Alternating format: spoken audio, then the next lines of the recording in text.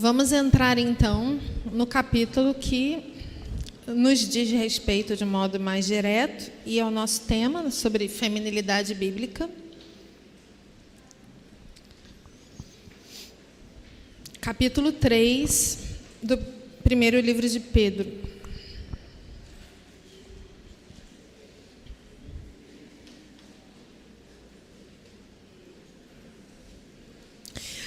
Antes de ler esse capítulo, e eu vou ler só até o 7, vamos dar uma olhada em outros textos que falam sobre essa questão da submissão feminina, já que a gente vai entrar nesse assunto. Então, vamos ver, por exemplo, 1 Timóteo 2, 13.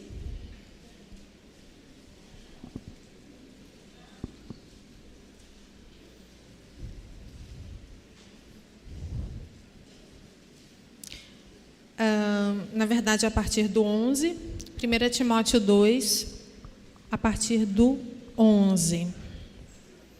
A mulher aprenda em silêncio com toda a submissão. Isso é uma instrução para o culto público, ou seja, a igreja da pregação. E não permito que a mulher ensine nem exerça autoridade de homem, esteja, porém, em silêncio, porque primeiro foi formado Adão, depois Eva. Então, aqui, Paulo está reiterando aquilo que eu disse na palestra de ontem, sobre o fato de que, às vezes, nós podemos ser iludidas com aquele tipo de discurso que diz: ah, não, mas essa história da mulher ser submissa ao marido é porque isso é uma maldição, que vocês lembram, né? Eu não cheguei a abordar essa parte, mas em Gênesis 3, a maldição que Deus dá à mulher é que ela seria submetida ao desejo de seu marido. Seu desejo será para com o seu marido e ele te dominará. Então, determinado segmento evangélico que tem algumas sínteses com o feminismo diz isso, que a mulher que precisa se submeter ao homem, ela só faz isso por causa da maldição. Mas depois que ela se converte, pronto, ela já está em igualdade. E aí, essa mesma ênfase cita o seguinte texto de Gálatas 3, versículo 28. Dessarte não pode haver judeu nem grego, nem escravo nem liberto, nem homem nem mulher, porque todos vós sois um em Cristo Jesus. Mas qual é o problema com essa interpretação? É que ela precisa desaparecer com determinados textos da Escritura para poder ser afirmada. Ora, se Paulo aqui em Gálatas está falando que não há nenhuma diferença entre homem e mulher e que, por isso, a gente não precisa observar nenhuma relação de autoridade do marido em relação à mulher, e, aliás, ele fala também do escravo, né? Então, isso significa que aqueles trechos em que Paulo fala da submissão, Pedro fala da submissão, isso tudo, o que a gente faz? Como é que a gente entende isso? Eu gosto de falar nesse texto de Pedro, nesse terceiro capítulo do primeiro livro, justamente porque ali ele traz a resposta para essa pergunta. Na verdade, como eu já disse ontem e um pouquinho hoje também, a igualdade diante de Deus não está oposta a relações de autoridade que o próprio Deus estabeleceu aqui. Certo? quando Paulo fala isso nesse versículo 28, ele está falando da salvação pela fé. Olha só os versículos anteriores, do 24, em Gálatas, né? 3º capítulo. De maneira que a lei nos serviu de aio para nos conduzir a Cristo, a fim de que fôssemos justificados por fé. Mas, tendo vindo a fé, já não permanecemos subordinados ao aio. Ou seja, ele está explicando por que a lei judaica, no sentido dos preceitos judaicos, da circuncisão e todo o ritual, não precisava mais ser observado.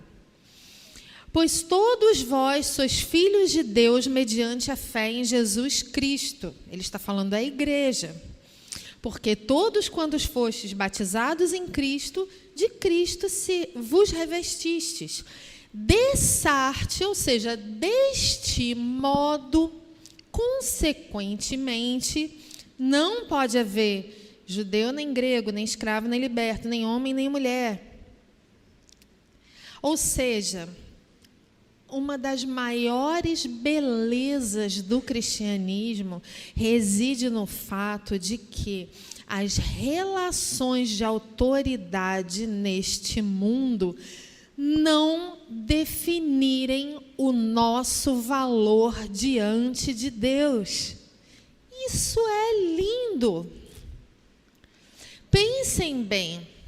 Às vezes, vocês têm uma igreja em que um membro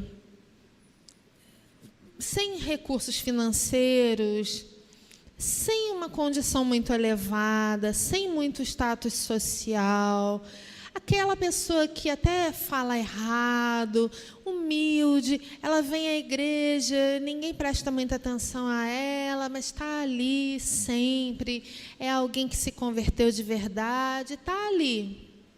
E aí onde ela senta, ninguém nem se incomoda. Mas então chega alguém que está arrolado como membro da igreja, mas é alguém que vem só de vez em quando, porque afinal é uma pessoa muito importante.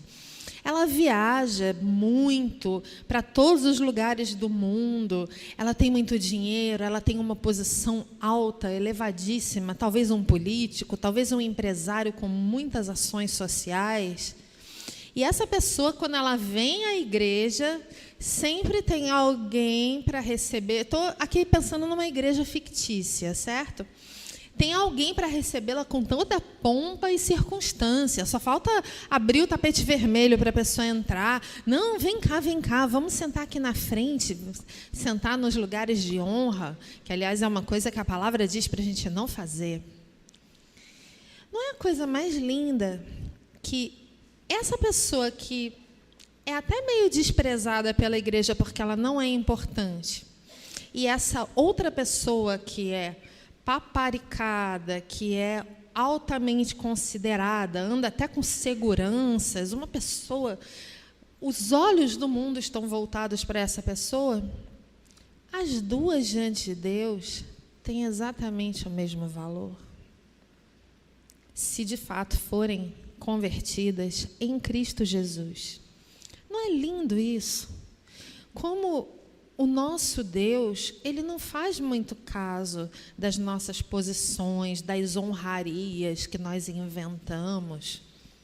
É claro, ele institui autoridades e ele quer a nossa obediência a essas autoridades, porque ele está por trás desse ordenamento do mundo. Mas isso não significa que ele faz acepção de pessoas. Que aquele que é o líder vai ser uma pessoa mais amada do que aquele que não é. Da mesma forma, quando nós pensamos nesse capítulo do primeiro livro de Pedro, mulheres que devem ser submissas aos maridos não são menos importantes para Deus do que os seus maridos. A Bíblia não está dizendo que pessoas em posição de obedecer a uma autoridade são menos importantes do que pessoas que são autoridades. Se nós enxergamos assim, é porque nós estamos olhando as pessoas com olhos do mundo e não olhos de Deus. Isso é muito importante para a gente entender, porque isso vai poupar a gente de muito engano. A gente tem que entender isso, que Deus nos resgatou não para temer o homem nesse sentido de... Claro, todos nós precisamos obedecer de coração à autoridade, mas não é para idolatrar a autoridade. Não é para olhar para a autoridade e dizer, esse aí...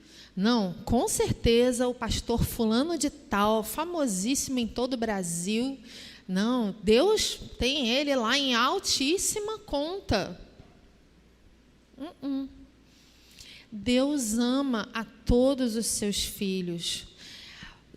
Talvez ele ame uns mais do que outros, no sentido de alguns têm uma intimidade maior que ele que outros. Mas o sentido da proximidade não é um amor de fato. Seria a mesma coisa que você pensar que um casal tem 8 filhos e um desses filhos é muito chegado à mãe.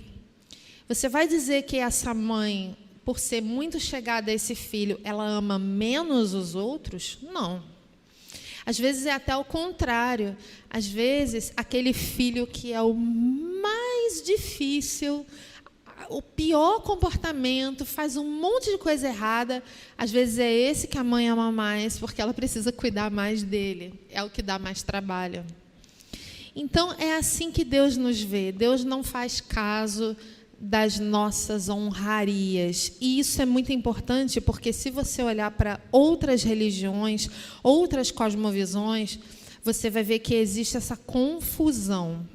O mundo acha assim: se você não vê homem e mulher como idênticos, então você está desvalorizando a mulher. O mundo acredita assim.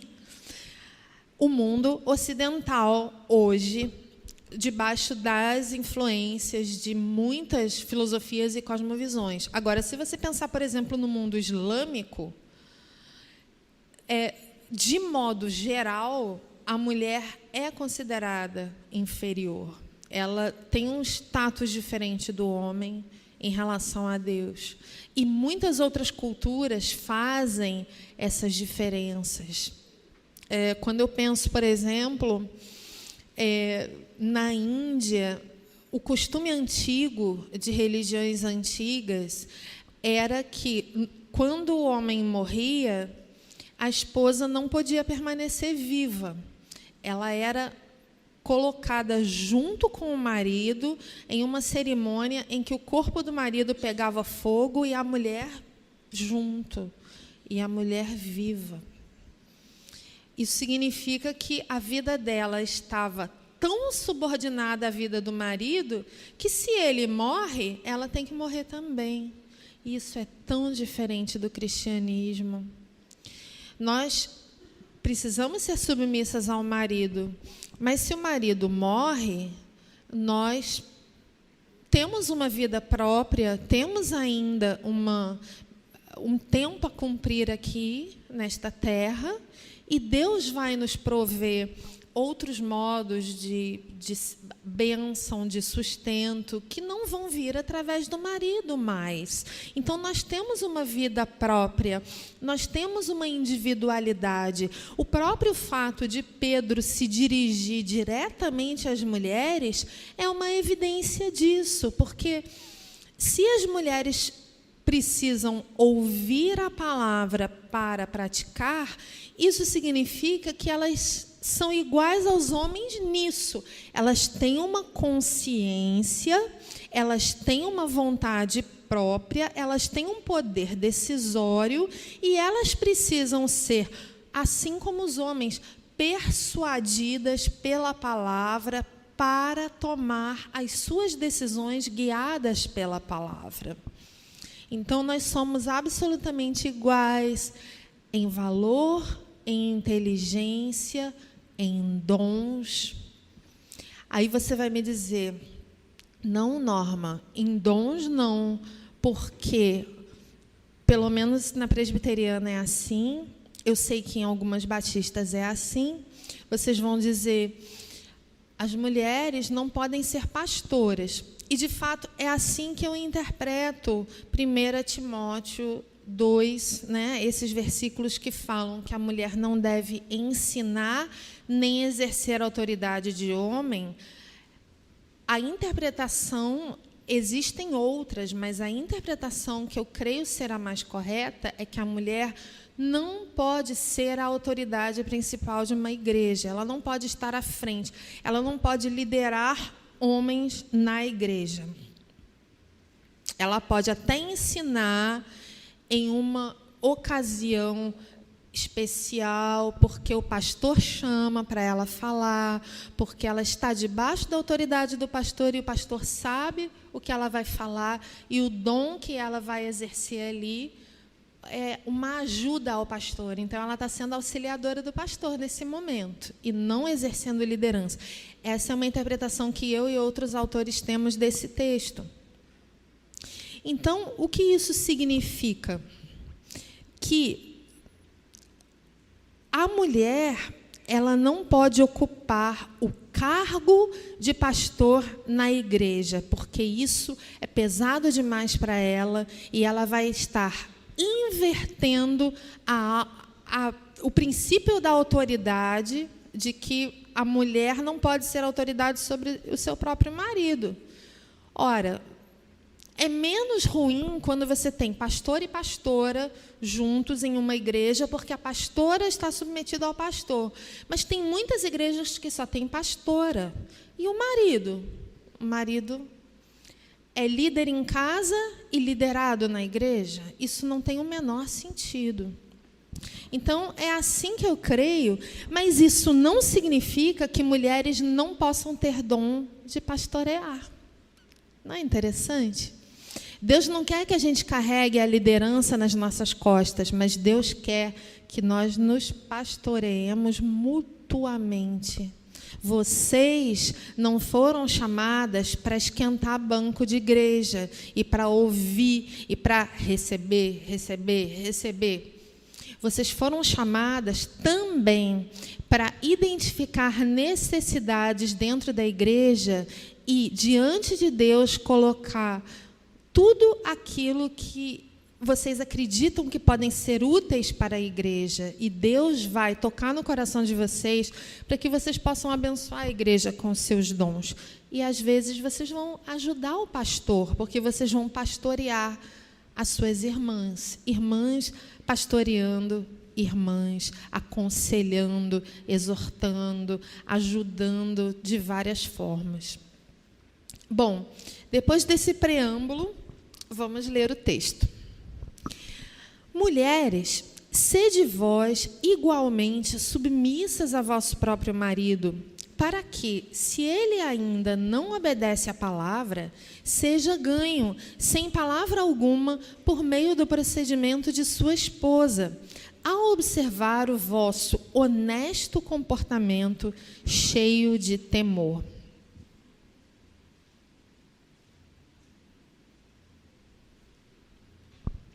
Vamos lá. Aos olhos da esposa, qual é a pior coisa que pode acontecer com o seu marido? Qual é a pior característica de um marido aos olhos da esposa cristã? É ele não ser convertido. Concordam? É ele não querer saber de Deus. Às vezes ele até conheceu a Deus e, não, mas eu não quero mais ir para a igreja. Ou então, ele ouviu a palavra e, não, mas eu não quero agora obedecer ao seu Jesus, mulher. Não me fala do seu Jesus mais, porque eu não quero. Vai você para a igreja, fica tranquila, mas eu não vou, não. É a pior coisa que pode acontecer. É pior que isso, só se você já casa com um descrente. Aí, minha filha, você já está cavando a própria cova do seu casamento. Não faça isso. Não case com descrente. A Bíblia manda não fazer. Mas vamos lá. Pedro está falando dessa situação.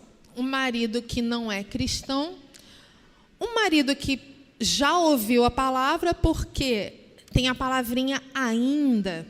Se ele ainda não obedece à palavra, ou seja, provavelmente ele já ouviu, provavelmente ele já viu a esposa frequentando aquelas reuniões e falando, puxa vida, sabe, os judeus, então, eles estavam esperando o Messias, e aí e tal. Bom, nesse caso não, porque nesse caso Pedro está falando para judeus mesmo, judeus convertidos, mas supondo, né, se ela fosse uma gentia, com certeza ela já falou alguma coisa para ele, e ele disse não mesmo, não quero. O que ela faz? Pensem, é a coisa mais difícil e mais terrível na vida de alguém, não ser convertido. Então, se ela pensar, eu tenho que fazer de tudo para meu marido se converter, o que vai acontecer? Ela vai se colocar em uma posição em que ela vai querer mandar nele. Ela vai dizer, você tem que fazer isso, senão você vai morrer eternamente. E se ela se colocar nessa posição, ela vai pecar contra o marido e ela vai pecar contra Deus, no princípio da submissão. Então, o que ela faz? Seja ganho, sem palavra alguma, por meio do procedimento, a observar o vosso honesto comportamento cheio de temor. Amiga, você não pode falar de Jesus para o seu marido? Seja Jesus na vida dele. Olha, Pedro tinha acabado de falar sobre Jesus como modelo de submissão ao Pai, e por ser submisso ao Pai, ele foi submisso às autoridades, mesmo perversas. Esse é um exemplo radical, máximo, que provavelmente a gente nunca vai ter que enfrentar na vida. Ser submissa até a morte. Nesse caso aqui, é diferente. Você tem um marido que, como eu vi em uma das perguntas, é chato. É um marido chato. É um marido difícil de conviver. É alguém que, obedecendo ou não a Cristo, ele é uma pessoa difícil. E aí, o que você vai fazer? Se você não vai se incumbir de converter o seu marido, por que você se incumbiria de resolver um determinado traço de comportamento desagradável do seu marido, que é uma coisa muito menos importante do que ser convertido a Cristo? Essa é a lógica que está aqui diante dos nossos olhos. Se na coisa mais importante, que é comunicar a Cristo, você já não pode ir muito adiante porque ele não quer ouvir, por que nas coisas que não envolvem comunicar a Cristo, porque ele já é cristão, você vai querer mandar nele para ele ser do jeito que você acha que ele precisa ser? Vocês estão entendendo como a coisa é radical e por isso ela é muito alta para a gente? E por isso a gente tem que ser muito humilde para chegar diante de Deus e dizer: Senhor, o meu marido de novo foi grosso comigo, eu não aguento mais isso, eu estou doida para ir lá e falar umas boas verdades, na verdade eu queria mesmo era dar um tapa nele. Mas eu não vou fazer isso só por sua causa, Pai, porque eu vou ser submissa ao Senhor, é o Senhor que me diz para ser submissa ao meu marido. Então eu vou absorver o choque, eu não vou revidar, eu vou correr para os teus braços, para o Senhor me consolar, para o Senhor me dar forças. E eu vou dizer para ele: Querido, quando você quiser conversar melhor sobre isso, a gente conversa. Ou algo semelhante, dependendo de cada situação, não sei.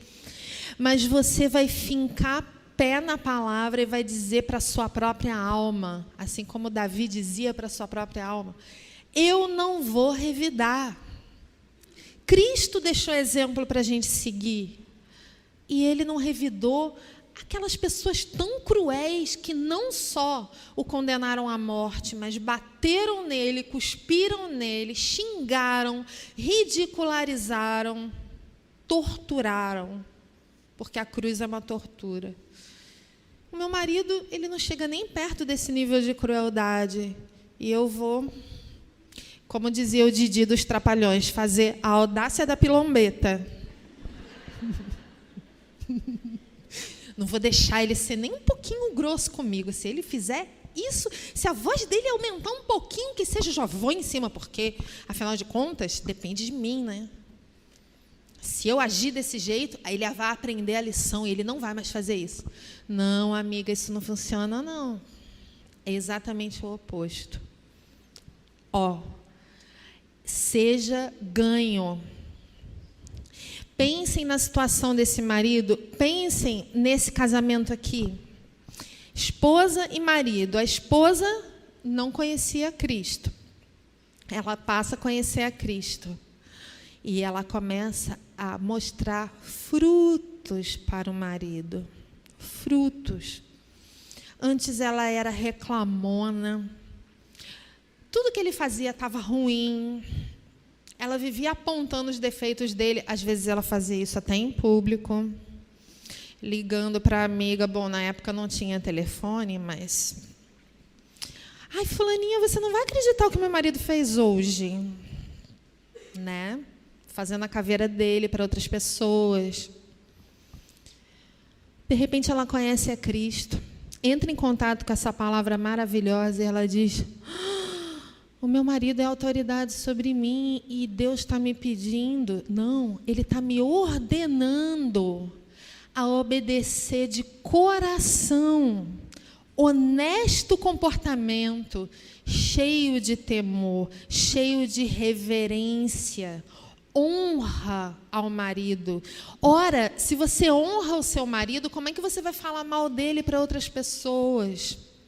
Se você honra o seu marido, como é que você vai fazer coisas escondido dele? Você vai sair com um cartão de crédito, botar um monte de compra, chega em casa, aí como é que você vai fazer? Você abre a mala do carro e entra assim com tudo malocadinho, né? Para ele não ver, porque ele já falou para você não ficar comprando, que vocês estão numa situação difícil. Gente, eu canso de ver esses relatos, mulheres ímpias que fazem isso. Ainda contam rindo em fórum de internet. Quer dizer, está ali para todo mundo ler. Elas não têm a menor vergonha, o menor pudor em desonrar o marido publicamente. Mas quando a mulher cristã, ela honra o seu marido, até mesmo no momento que ele age mal com ela, ele observa esse fruto. E eu imagino que esse marido dessa mulher que antes era descrente e agora é cristã, ele olha, puxa vida, como a minha mulher mudou. Ela está tão mais doce, está tão mais fácil de lidar com ela. Eu estou me sentindo mais respeitado agora. Ela já não fica mais fazendo as coisas que ela fazia antes. Eu acho que esse Jesus é que mudou ela, porque só isso explica. Porque ela começou a ficar assim quando ela começou a adorar esse Jesus. Então, eu acho que eu vou ouvir melhor, então, o que ela tem para me dizer. Eu vou à igreja com ela domingo que vem. É isso, gente. Ora, se um marido pode ser ganho por um comportamento submisso, nesse sentido bíblico, não no sentido da subserviência, não no sentido de você nunca corrigir o seu marido, porque você é auxiliadora, você está ao lado dele para isso também, mas é a correção de alguém que é liderado, é uma correção doce. Não é alguém que quer impor nada. É alguém que chega para conversar, que questiona com amor, que conversa, que não insiste, que não é chata. Essa é a nossa submissão, é algo maravilhoso, que não diminui a nossa individualidade, nem o nosso valor diante de Deus. Vamos, então, quando Pedro começa a falar da questão do adorno, do exterior, vocês podem pensar, mas não tem nada a ver, né? Ele acabou de falar da submissão, ele usou esse exemplo da mulher que tem um marido descrente e que o conquista pelo comportamento sincero, pelo coração. O que isso tem a ver?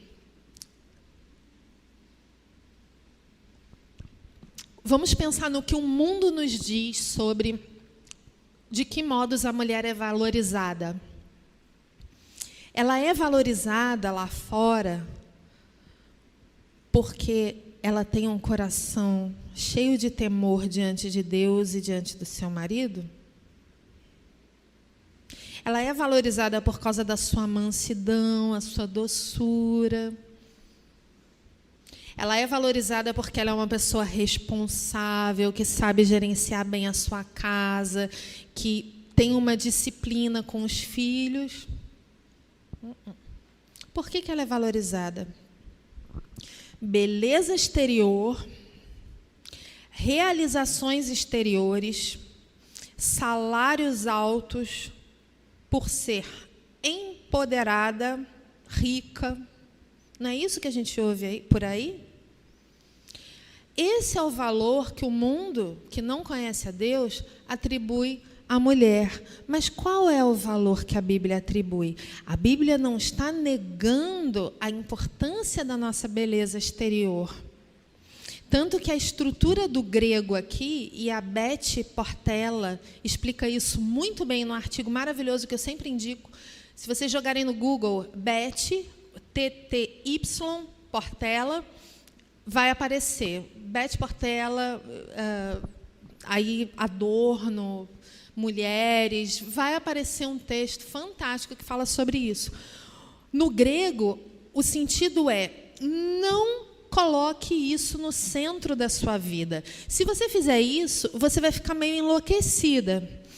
Se você acreditar que o seu valor está na beleza, você vai enlouquecer com plásticas, maquiagens, roupas, tudo que o mundo oferece para que você seja mais bonita. Você vai querer o elixir da juventude eterna e você vai ficar profundamente desgostosa quando você perceber que você está perdendo a sua beleza, porque nós enrugamos, às vezes nós engordamos, às vezes nós temos doenças que nos abatem, e aí a sua vida vai desmoronar, porque ela estava em cima de algo que é muito frágil.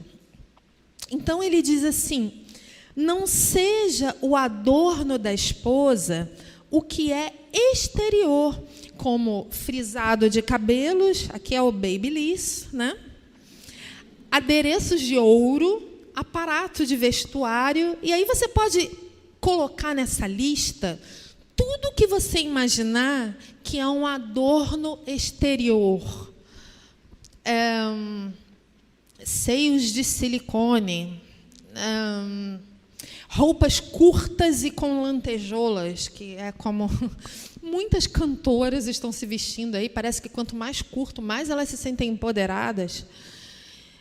E também carreira, e também prestígio acadêmico e intelectual, tudo que é exterior, tudo que dá status perante as pessoas lá fora. Não seja o seu enfeite isso de modo central. Você pode buscar essas coisas, mas se isso for aquilo que aos seus olhos é o que deixa você mais bonita, mais agradável, você vai ficar muito arrasada quando você perder. E um dia você vai perder, porque todos nós perdemos. A gente se aposenta, a gente envelhece, o corpo não é mais o mesmo, a gente perde a memória, vai ficando com a cabeça um pouco mais difícil de ser aquele intelectual brilhante. Então, o seu valor não pode estar nessas coisas. Ele vai estar no quê? Seja, porém, o homem interior do coração, unido ao incorruptível traje. Eu amo isso. Incorruptível traje de um espírito manso e tranquilo, que é de grande valor diante de Deus. É como se Deus estivesse dizendo assim, através de Pedro: amiga, eu sei que você fica olhando aquela sua outra irmã e tal, ou então você fica olhando aquela atriz da Globo, você fica olhando aquela cantora que aparece com aquelas roupas maravilhosas, esplendorosas, e você fica, ai, eu queria tanto me vestir numa dessa, eu acho que se eu tivesse uma roupa assim, eu ia...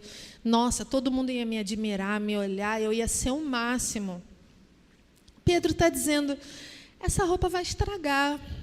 Ela não é incorruptível. Ela sofre a ação do tempo, das traças, do mofo, ela suja, ela rasga. O que é um enfeite que não estraga? E aí ele faz essa brincadeira do exterior e do interior. O enfeite que não estraga é um espírito manso e tranquilo, que é de grande valor diante de Deus. É aquilo que você conquistou, não porque você foi aquela pessoa que correu atrás e foi muito empoderada na sua vida, mas porque Deus te deu o poder. Ele te empoderou, mas no sentido correto. Ele te deu o poder de resistir ao mal e não se atribular diante das dificuldades, e de ser uma pessoa paciente, uma pessoa que não devolve o mal com o mal, uma pessoa mansa e tranquila, uma pessoa inabalável, ou caminhando para isso, cada vez mais mansa e tranquila. Quando seu marido peca contra você, você já não fica desesperada, você já não chora igual uma louca, você já não bate nele, você já não xinga ele, você já consegue falar, Senhor, me ajuda que eu não quero revidar, e você consegue ser uma esposa melhor, e ele vai também correspondendo, porque ele vai vendo que você o respeita, e você o ajuda a aprimorar a liderança dele, na masculinidade dele, à medida que, num momento mais propício, vocês conversam e ele conta com você para confessar e pedir perdão pelos pecados dele a você, porque ele sabe que você não vai enfiar o dedo na cara dele e agir com ele como o diabo age com os homens. Ele sabe que pode contar com você como uma mulher perdoadora e compreensiva. Isso é difícil, amigas, mas a vida cristã é assim. Pedro disse que Cristo era nosso exemplo na submissão. Então, no 5 e no 6, ele fala das mulheres que se enfeitaram também dessa forma, as santas mulheres que esperavam em Deus, estando submissas a seu próprio marido, como fazia Sara, que obedeceu a Abraão, chamando-lhe Senhor, da qual vos tornastes filhas, praticando bem e não temendo perturbação alguma. Em vez de olhar para a atriz da Globo, olha para as mulheres da Bíblia. É isso que Pedro está nos convidando a fazer. Elas são dignas de ser imitadas à medida em que elas obedeceram a Deus e foram submissas a seus maridos. E não essas mulheres egoístas, cheias de paixões carnais que fazem guerra contra a alma. E aqui eu gosto muito dessa ênfase dele. Ele está falando o tempo inteiro, né? Espírito manso e tranquilo, e depois ele fala, não temendo perturbação alguma. A mulher que não está em Cristo, ela vive com medo. Medo de ser oprimida, medo de ser ferida. Então, ela acha que ela tem que agir na base da força. Ela tem que controlar o mundo para não ser ferida. Mas a mulher que obedece ao Senhor e sabe que todo o mal que lhe acontece vem do Senhor também, mas é para seu próprio bem, ela não teme perturbação. ela está tranquila. E para terminar, no 7, Pedro dá a nós a medida exata do equilíbrio que nós temos dentro da cosmovisão cristã, em que a mulher é igual e é diferente. A mulher é igual porque ela tem o mesmo valor diante de Deus, e, ao mesmo tempo, ela é diferente porque ela é a parte mais frágil e ela precisa ser tratada com esse cuidado especial. Maridos, vós igualmente, vivei a vida comum do lar com discernimento e, tendo consideração para com a vossa mulher como parte mais frágil, tratai-a com dignidade, porque sois juntamente herdeiros da mesma graça de vida, para que não se interrompam as vossas orações. É tão sério o que Pedro está dizendo aqui, que se o homem não leva em conta a mulher em termos de igualdade diante de Deus, a vida espiritual dele se vê comprometida. Eis como Deus nos ama e cuida de nós. Ele quer que o marido cuide da esposa, sabendo que, embora ela tenha o mesmo valor diante de Deus, ela é mais frágil, ela precisa de proteção, ela precisa que ele se sacrifique por ela, que ele leve o maior peso e que ele aplique isso de várias formas na vida em comum.